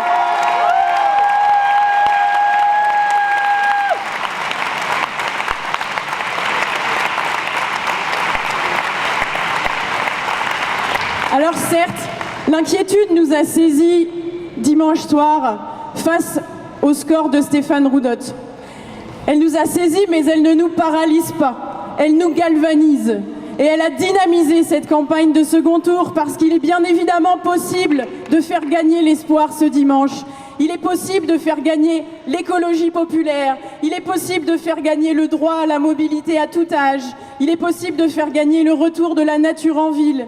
Et il est possible de faire, par ce vote, entrer des insoumises et des insoumis au conseil municipal.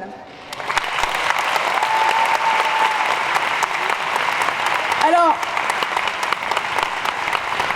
quel sera le rôle de ces 12 élus finalement? Pas de rendre la ville ingouvernable comme certains Trumpiques locaux l'affirment. De fait, la liste de la gauche unie pour Brest conserve la majorité et elle pourra faire voter ce qu'elle entend. Le groupe d'élus Brest Insoumise soutiendra les politiques de gauche. Il sera force de proposition et il fera exister dans le débat public et au conseil municipal des éléments du programme de Brest Insoumise, comme la continuité de revenus pour les artistes auteurs, la gratuité des premiers mètres cubes d'eau qui est déjà mise en place à Rennes ou à Nantes, ou encore la création d'un centre de santé municipal.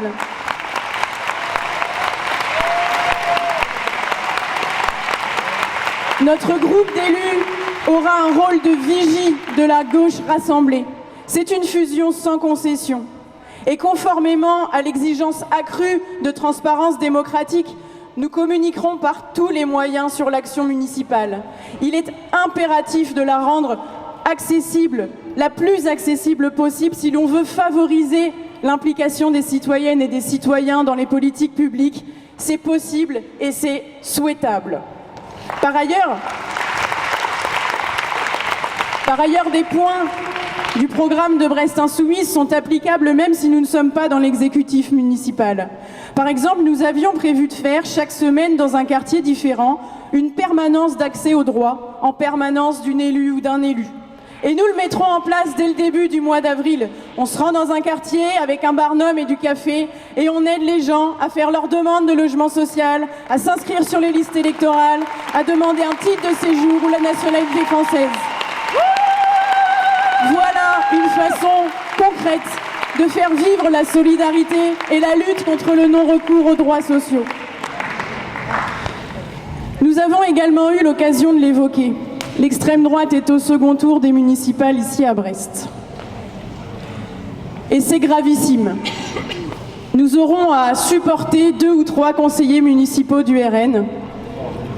Nous aurons à supporter leurs sorties racistes, leur volonté de diviser le peuple, leur préférence brestoise pour l'attribution des logements sociaux.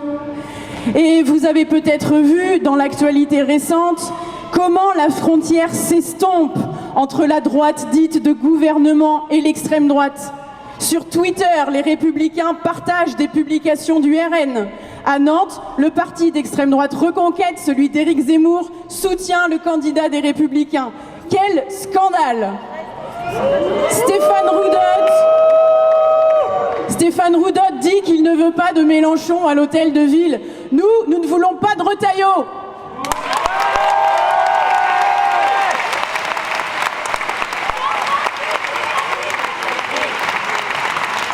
Nous ne leur laisserons pas un pouce de terrain. Nous referons de Brest une ville de résistance, comme aux États-Unis, New York et Minneapolis résistent à Trump et à sa milice. Nous referons de Brest une ville de résistance où tous pourront trouver refuge et nous apporterons notre soutien aux peuples opprimés et aux pays attaqués. Nous referons de Brest une ville de résistance qui saura faire face si le pire arrive en 2027. Au conseil municipal, ce sera l'extrême droite politique du Rassemblement national, mais vous avez tous vu à Brest son poison se répandre dans les rues. Nous ne pouvons pas l'ignorer. Nous ne pouvons pas faire semblant de ne pas la voir. Nous ne pouvons jamais nous taire quand elle agresse des militants insoumis, quand elle déferle sur un café, quand elle intimide des personnes racisées, quand elle fait un salut nazi en pleine rue Jean Jaurès. Nous devons toujours et à chaque fois être sur son chemin et porter la parole de la paix. Alors affirmons-le haut et fort, Brest est antifasciste et le restera.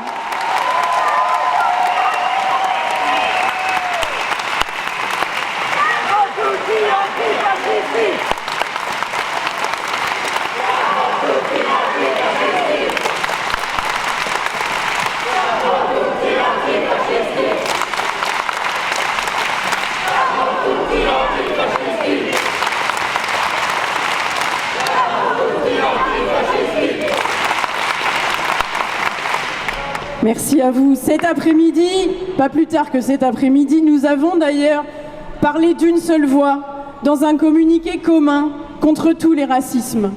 Brest est une ville solidaire, une ville d'amour et d'accueil, et jamais elle ne cédera à ceux qui veulent diviser le peuple. Brest la grise, comme disent certains, se part en réalité de toutes les couleurs de notre humanité commune. Et nous la ferons vivre concrètement dans le soutien à toutes les cultures, au sport populaire, au vivre ensemble. Alors, parlez-en autour de vous, à la famille, aux amis, aux copains, au bar, au match. C'est la mobilisation générale. Et ce dimanche 22 mars, allez voter et faites gagner la gauche. La gauche qui sait être responsable, la gauche qui n'abandonne personne, la gauche rassemblée.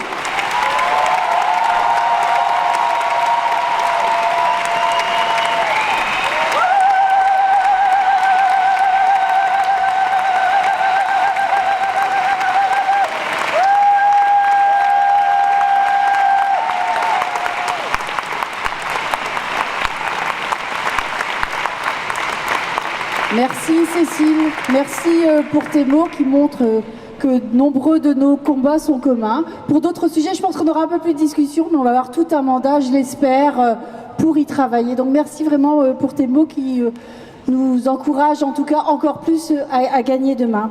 Tu l'as dit dans tes propos, le premier tour ça a été un choc. Ça a été quelque chose qui nous a tous et tous surpris. Et François n'y voit pas ombrage, mais tu es un homme expérimenté en politique. Tu as de l'expérience. J'aimerais avoir ton analyse au premier tour. Comment est-ce que tu as ressenti dimanche ces résultats et qu'est-ce que tu peux nous en dire? Bien, mesdames, chers amis, je suis très heureux d'être ici ce soir avec vous. Salle Georges Vigier, qui a été un grand militant laïque du Patro, où nous sommes, Patro Sanquer. Je ne sais pas si le président Rémi Gégou est là, ou il est encore parti à Ouessant. Rémi, non, il n'est pas là. Je suis donc heureux de vous voir nombreuses et nombreux ici ce soir. Je voudrais avoir une pensée, saluer quelques absents. Je pense notamment, elle m'a appelé ce matin, à Irène Frachon, qui aurait souhaité être avec nous.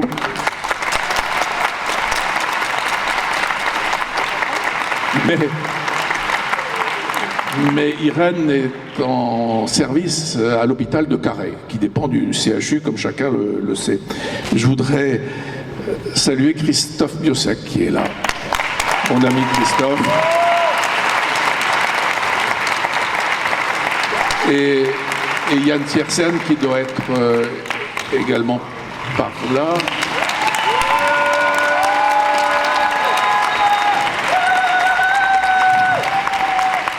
Donc Yann n'est pas à Ouessant ce soir, il est à Brest. Bien, quelques éléments de réflexion en complément de ce qui a été dit. Tout d'abord sur l'analyse du premier tour de dimanche dernier. La gauche, contrairement à ce qu'on a pu dire et voir lire, dans sa diversité, est restée majoritaire à Brest. Elle est restée majoritaire à Brest. Et je le répète, dans sa diversité, elle l'est depuis 1989, et je vois Pierre Maille qui est là. Il faut qu'elle le reste. Il faut qu'elle reste majoritaire à Brest. Et si notre ville et notre communauté urbaine passée métropole sont ce qu'elles sont aujourd'hui, c'est grâce à la gauche unie depuis 1989.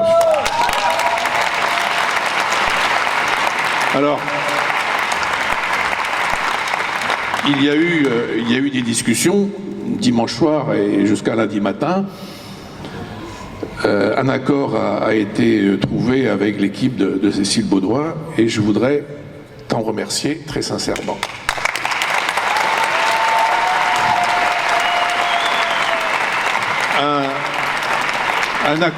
Un accord politique, je répète, un accord politique que certains ont pu qualifier de technique, mais c'est un accord qui est d'abord politique et, comme tu l'as dit, chacun conservera son indépendance et son programme.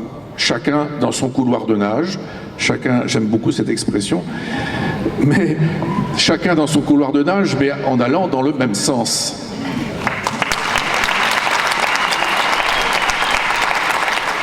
Et avec une ambition commune, c'est faire progresser Brest dans le sens du progrès social, ça a été dit, du progrès économique et du progrès écologique. Ce sont nos objectifs communs. Et tu l'as dit, je crois qu'il ne faut pas confondre les élections. J'ai entendu, je crois que c'est dimanche soir ou lundi, qu'il y a un candidat potentiel à l'élection présidentielle qui siégerait au 4e étage de l'hôtel de ville.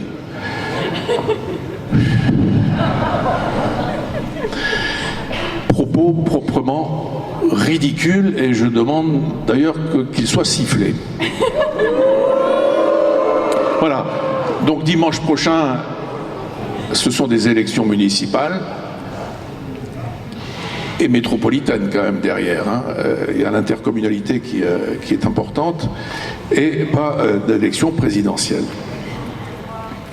Alors, comme tu l'as dit, hein, il n'y a pas de fusion programmatique, chacun conserve son programme, ce qui, bien entendu, n'empêche pas les convergences ou les divergences, mais elles existent dans toute équipe municipale et toute équipe métropolitaine. Il y a parfois des accords, parfois des désaccords, c'est la vie démocratique.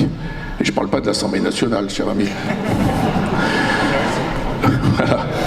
Donc, et on les assume. Et vous me permettrez de le dire, j'ai été surpris par les polémiques alimentées par certains, surtout à droite. Quoique, non, bon, allez, je ne vais pas aller plus loin.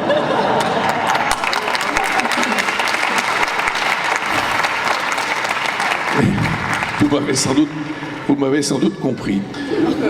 Deux exemples. Arkea Park, vous connaissez Arkea Park, le futur projet de stade.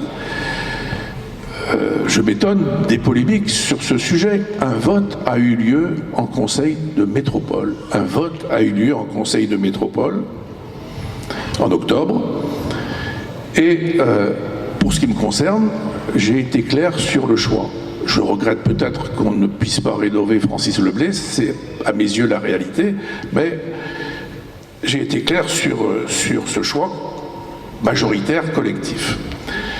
Et je répète ici, dimanche prochain, nous avons des élections municipales, ce n'est plus une compétence du conseil municipal, c'est une compétence du conseil de métropole. Il y a des recours, c'est la vie démocratique, la vie juridique, tribunal administratif et recours contre le permis de construire, qui a été instruit par la métropole, délivré par le maire de Guipava. Mais c'est la réalité juridique du monde dans lequel nous sommes, et que chacun prenne ses responsabilités, je le dis, y compris aux dirigeants du Stade brestois.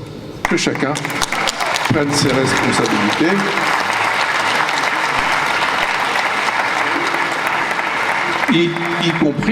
Y compris dans la gestion des dossiers. Deuxième exemple, sans être trop long, la police municipale. J'allais t'en parler parce que Kenza nous disait, pardon, ça fait peur, c'est comme la police armée. Kenza nous disait tout à l'heure qu'elle était inquiète qu'il puisse y avoir dans le programme de Stéphane Rodotte 150 policiers armés dans les rues de Brest. Qu'est-ce que tu peux nous en dire? Allez. La police municipale, moi je comprends qu'il puisse y avoir débat sur ce sujet. Je comprends qu'il puisse y avoir débat et nous l'avons eu depuis de longues années. Quelle est la réalité? La sécurité, chers amis, est un droit fondamental. Je ne vais pas remonter à la Déclaration des droits de l'homme et du citoyen de 1789, intégrée dans la Constitution française, mais à mes yeux, à nos yeux, c'est d'abord une mission régalienne, c'est une mission de l'État, le droit à la sécurité.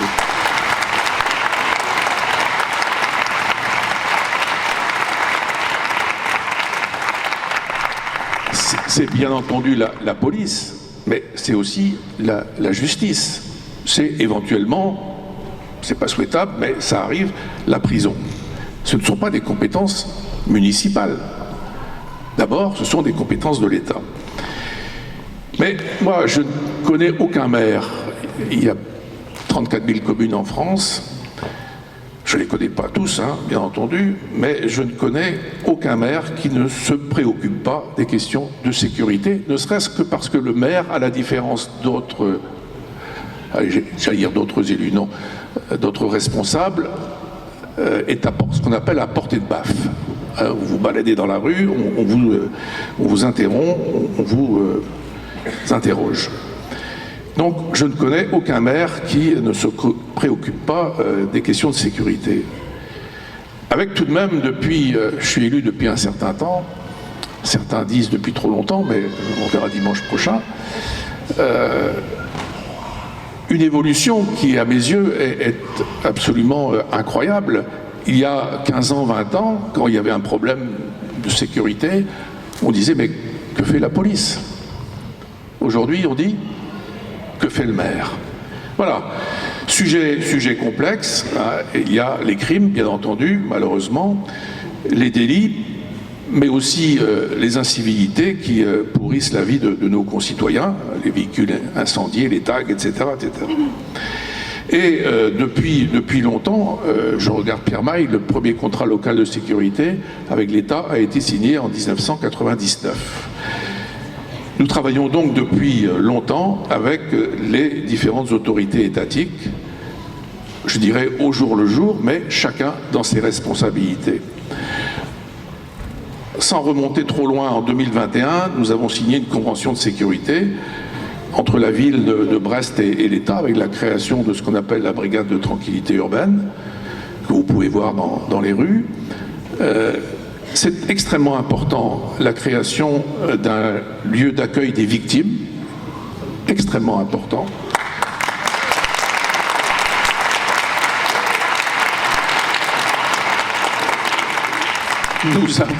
Nous avons financé, je ne sais plus le chiffre en tête, mais la reconstruction du chenil qui abrite les meilleurs antistupes, c'est-à-dire les chiens. Et puis, on a aussi, et c'est extrêmement important, financé les conditions d'accueil au commissariat de police, de manière à ce que les victimes ne soient pas côte à côte avec les auteurs de ce qu'elles ont subi. Il faut aller plus loin. Il faut aller plus loin. Pourquoi? Ça a été dit, je ne sais plus par qui tout à l'heure, parce que l'État a de moins en moins de moyens pour assurer les conditions de sécurité. Ça a été évoqué, hein, suppression de la police de proximité par Nicolas Sarkozy, 100 policiers en moins sur la ville de Brest. Et puis, donc la nécessité excusez-moi, je suis en train de mélanger mes feuilles, la nécessité d'aller plus loin parce que d'une part l'État a de moins en moins de moyens et d'autre part parce qu'il y a des nouvelles situations, je pense notamment au narcotrafic qui mine nos quartiers, il faut le dire, hein, c'est la réalité. C'est la réalité. Dans le même temps, il y a 5 millions de personnes qui consomment quasi journellement des produits stupéfiants. C'est la réalité. Et donc, ce que nous proposons, je sais qu'on n'est pas tout à l'accord, c'est la création d'une police de proximité municipale, non armée.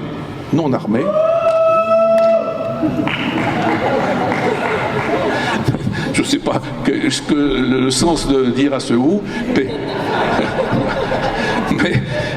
voilà, donc de 50 agents, avec l'idée que cette police de proximité doit être non pas concurrente, mais complémentaire de la police nationale.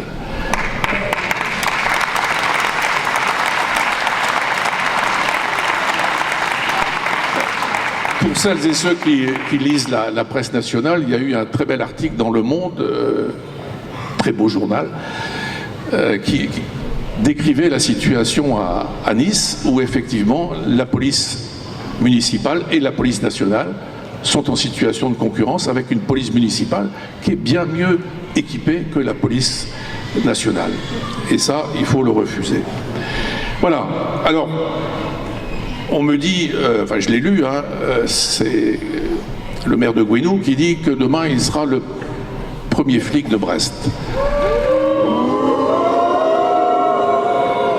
Franchement, j'ai quelques amis au commissariat de police, mais ça a dû faire rire beaucoup au commissariat. Hein. Le chef de la police, je reviens à ce que je disais tout à l'heure, c'est d'abord le commissaire central et c'est ensuite le sous-préfet.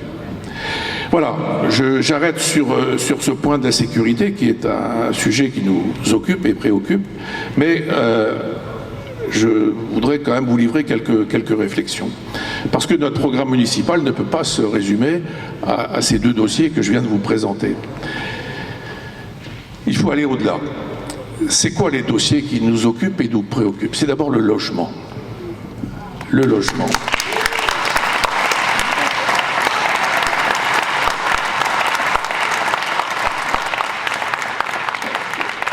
L'absence de logement ou le mal logement entraîne de multiples problèmes de différentes natures, des problèmes familiaux, des problèmes d'emploi, des problèmes d'études. Moi, je reçois tous les ans, à la fin du mois d'août ou au début du mois de septembre, des courriers d'étudiants qui me disent « Mais monsieur le maire, je suis venu à faire mes études à Brest, je dors dans ma voiture. Comment voulez-vous faire des études quand vous dormez dans votre voiture ?» Ou dans la rue, tout à fait. Brest Métropole Habitat, donc l'office de la métropole, a 8000 demandes de logement en attente. 8000 demandes de logement en attente. Et c'est vrai dans toutes les grandes villes de France. C'est inacceptable. Et pourtant, l'État s'en désintéresse. Qu'on le veuille ou pas, l'État s'en désintéresse.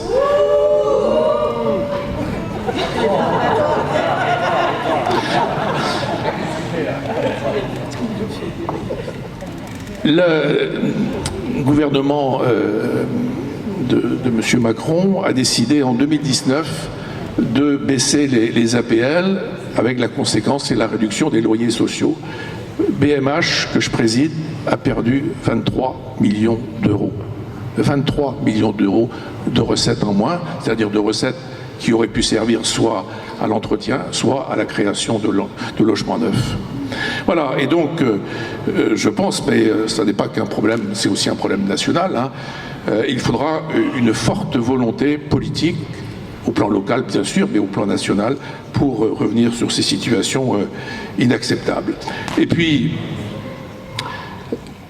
les propositions que nous faisons, c'est aussi la vie dans les quartiers, ça a été évoqué, c'est la qualité des écoles primaires, ça dépend de nous, les équipements de quartier, la voirie, les structures qui abritent nos associations, hein, je reviens sur ce qui a été dit tout à l'heure, la vie associative est indispensable au fonctionnement de notre vie municipale.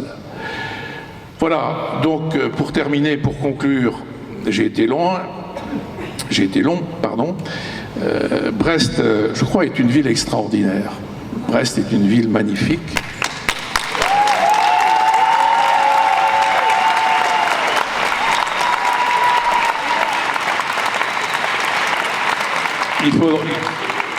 Il ne faudra pas le répéter, mais j'ai l'habitude de classer les villes en deux catégories, hein, les villes maritimes et portuaires et les autres.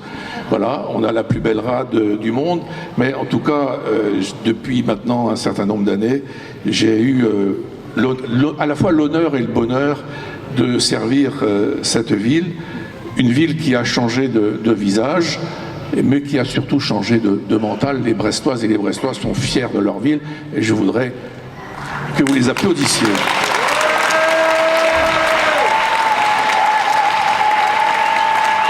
Et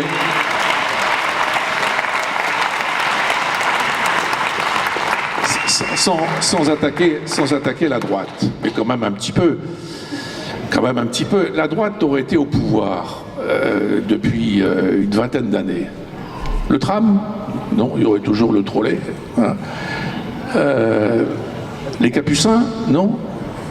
J'ai connu une ancienne préfète de région, qui est brestoise maintenant, et elle n'aime pas que je lui répète ça, mais devant témoin qui m'a dit, pour aller plus vite, il faut raser les capucins.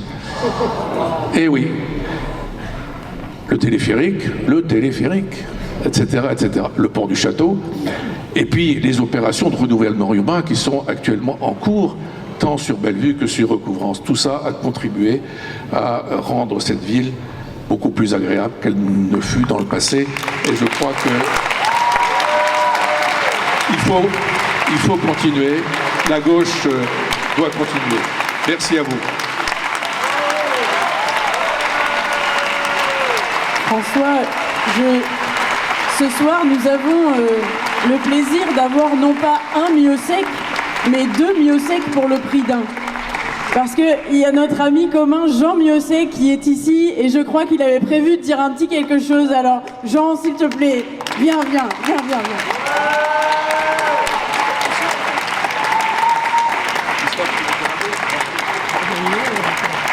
On peut avoir les deux Miossec.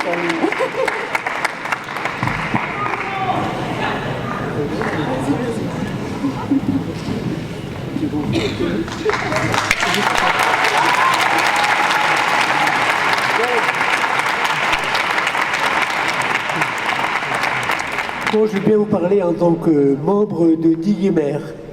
Diguemer, c'est une association qui a démarré il y a 10 ans pour héberger des familles de migrants en attente de titres de séjour.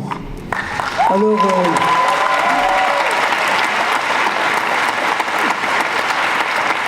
c'est vrai que nous avons vu depuis 2015 un soutien sans faille de la mairie, en particulier du CCAS, pour l'accompagnement des familles réfugiées dans les squats, pour des appartements aussi qui ont été donnés qui ont été prêtés par BMH pour loger ces familles.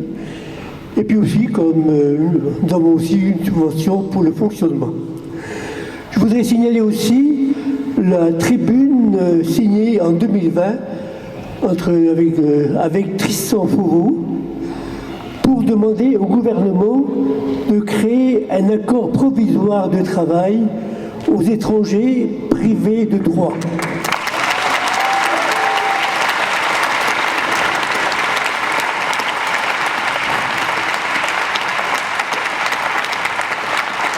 En 2020, Diguemer est intervenu auprès de Pierre-Yves Cadalin, Cécile Baudouin, pour que le député de Brest adresse une question écrite au ministère de l'Intérieur à propos du travail des étrangers sans papier. Parce qu'il faut savoir actuellement que pour les demandeurs d'asile, pour qu'ils aient un titre de séjour, il faut qu'ils puissent travailler 12 mois. Et pour pouvoir travailler, il faut qu'ils aient un titre de séjour. Voilà. Et là, c'est ça la situation.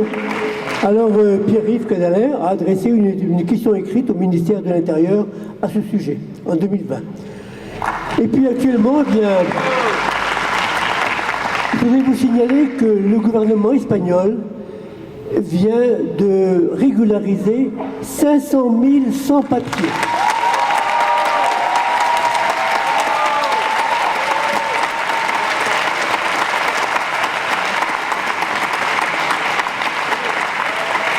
Et nous sommes sur le point, après bien sûr les élections municipales, de lancer une pétition pour demander une semblable régularisation des personnes exilées installées en France, donc ceux qui sont installés en France. Et on pourrait demander aussi la même régularisation qu'en Espagne. Voilà, bien sûr, ça c'est...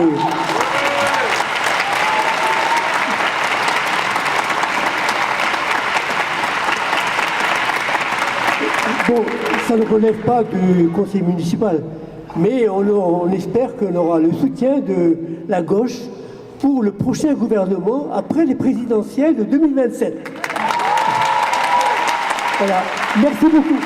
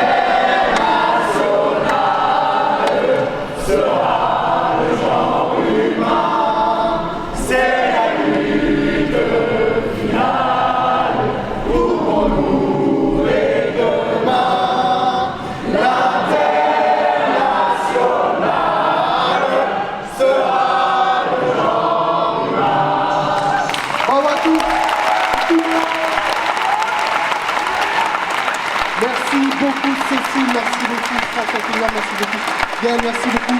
Pierre-Yves Cadalin, merci à toutes et tous d'avoir été là et de rester. Nous poursuivons la soirée avec ce qu'on fait le mieux à Brest.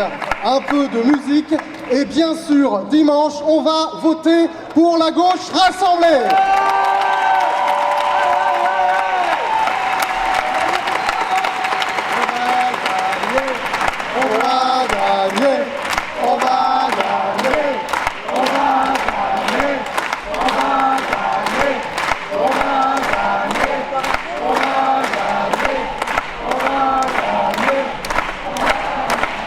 Et on peut d'ores et déjà commencer à faire la fête, un verre à la main et en musique, en remerciant Yann Tiersen qui nous propose un DJ set.